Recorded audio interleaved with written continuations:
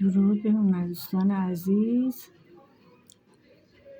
امروز میخوام این بند رو آموزش بدم. یه بند خیلی ساده و شیکه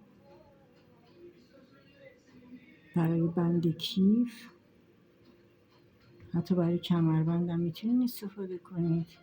من برای این کیف انتخاب کردم. ببینید یک کیف کوچولو بافتم برای یه بچه 30 ساله. خب بعد این بندم میخوام وصل کنم به همین کیف.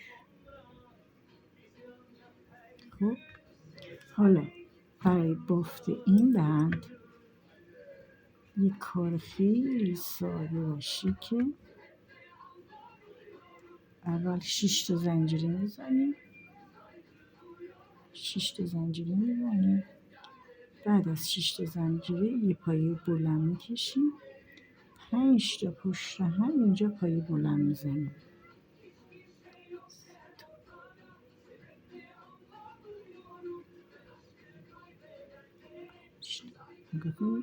بعد اینجا مهاره میکنم.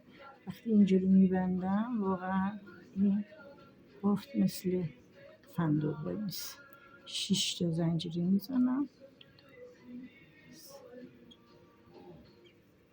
میام اون 6 تا زنجیره رو به اول بافتم وصل میکنم. باز یه بست میزنم.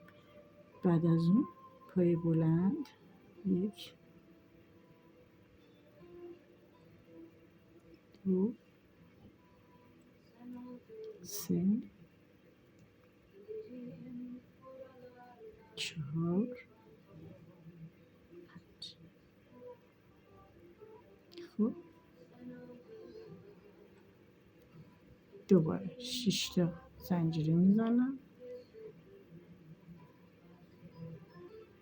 میام وصل میکنم به همون بافت اولم که فندقی بافته بودم. به سر اون فندق اول زنجیره رو بند میکنم، یه بست میزنم. بعد ببینید دور پایه رو بلند میکنم.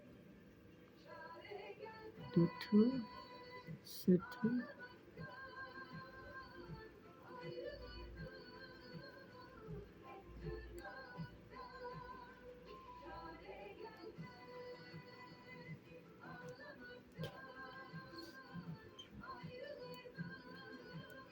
میام دوباره سر این فندق قبلی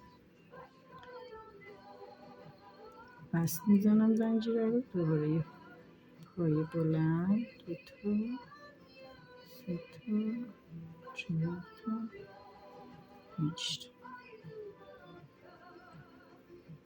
باز 1 2 3 4 6 تا زنجیره میزنم. میرم سر فندق قبلی.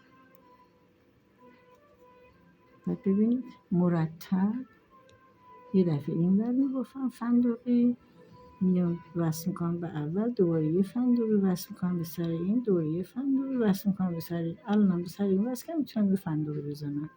اینه دیگه برای آموزش شما گفته بودم. امیدوارم خوشتون بیاد. تشکر.